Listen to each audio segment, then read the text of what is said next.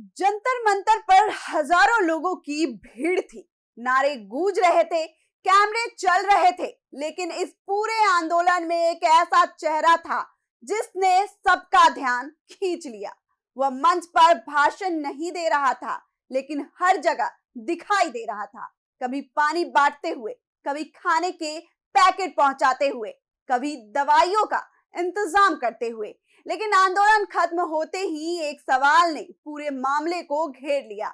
आखिर इतना खाना आया कहां से? क्या इसके पीछे करोड़ों रुपए की फंडिंग थी?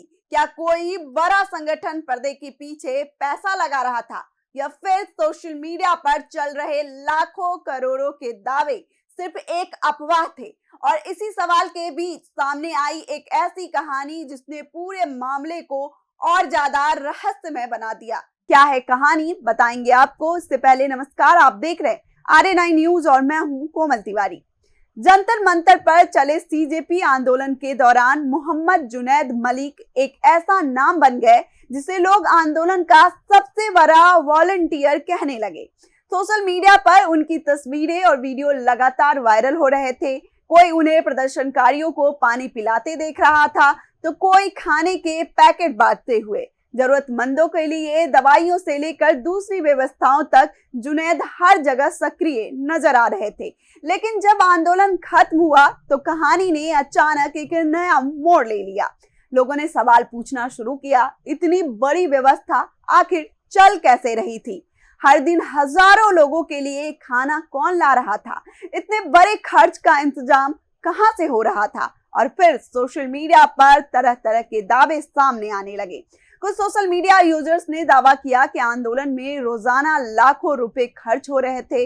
कुछ लोगों ने तो यह भी कहा कि अगर रोज का खर्च 5 से 7 लाख रुपए हो तो पूरे महीने का खर्च करोड़ों तक पहुंच सकता है। लेकिन एक आंकड़ों की अब तक कोई स्वतंत्र पुष्टि नहीं हुई है। ये दावे सिर्फ सोशल मीडिया पोस्ट और चर्चाओं पर आधारित है। इसी बीच एक और घटना ने इस मामले को और चर्चा में ला दिया। जब केंद्रीय शिक्षा मंत्री धर्मेंद्र प्रधान के इस्तीफे के बाद प्रदर्शनकारी जश्न मना रहे थे, उस समय जुनैद वहां नजर नहीं आए। कुछ ही देर में सोशल मीडिया पर सवाल उठने लगे, क्या जुनैद गायब हो गए? क्या उन्हें गिरफ्तार कर लिया गया, या फिर इसके पीछे कोई और वजह थी? कुछ समय बाद जुनैद खुद एक इंटरव्यू में सामने आए और उन्होंने एक चौंकाने वाला दावा किया। जुनैद के मुताबिक 24 जुलाई की रात उन्हें दिल्ली पुलिस अपने साथ ले गई थी। उन्होंने बताया कि उस दिन उन्हें एक कुत्ते ने काट लिया था और वह RMAL अस्पताल में रेबिस का इंजेक्शन लगवाने गए थे।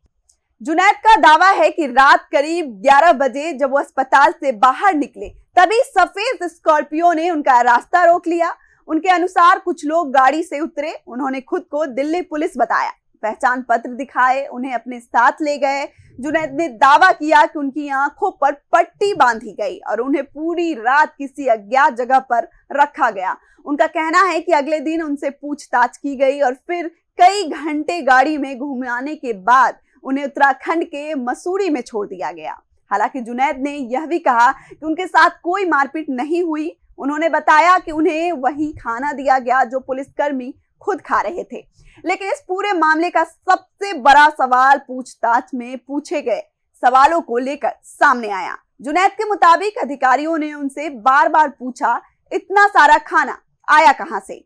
इतने लोगों को रोज खाना कौन खिला रहा था? इस पूरी व्यवस्था के पीछे पैसा कौन लगा रहा था? यहीं से फंडिंग को लेकर चर्चा और तेज हो गई। हालांकि जुनैद इन सभी आरोपों से इनकार करते रहे। उनका कहना है कि उन्होंने कभी कोई नगद चंदा नहीं लिया, ना कोई ऑनलाइन पेमेंट मांगा, ना कोई QR कोड लगाया और ना ही कोई अकाउंट नंबर जारी किया। उनके मुताबिक जो भी मदद करना चाहता था उसे पैसे देने के बजाय सामान लाने के लिए कहा था।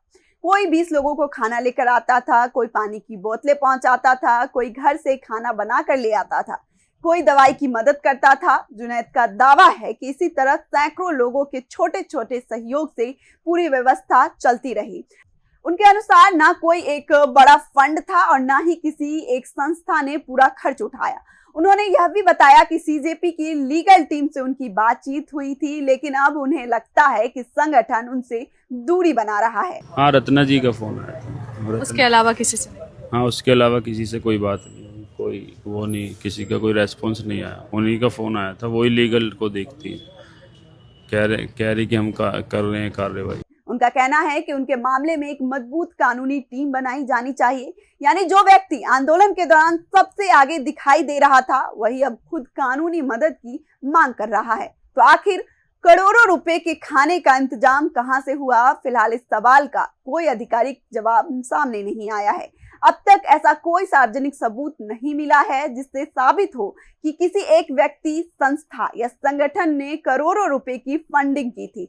वहीं दूसरी तरफ जुनैद का दावा है कि पूरा इंतजाम सैकड़ों लोगों के छोटे छोटे सहयोग से हुआ। सोशल मीडिया पर चल रहे बड़े बड़े खर्च के दावों की भी स्वतंत्र पुष्टि नहीं हुई है। यानी सवाल अब भी बाकी है। दावे कई है, लेकिन अंतिम सच सामने आने के लिए आधिकारिक जानकारी का इंतजार करना होगा, क्योंकि जो भीड़ दिखाई दे रही थी उसके पीछे की व्यवस्था का सच अभी भी पर्दे के पीछे है। इस मामले पर आपका क्या कहना है, कमेंट में जरूर बताएं। इस खबर में फिलहाल इतना ही। देखते रहिए RA9 न्यूज।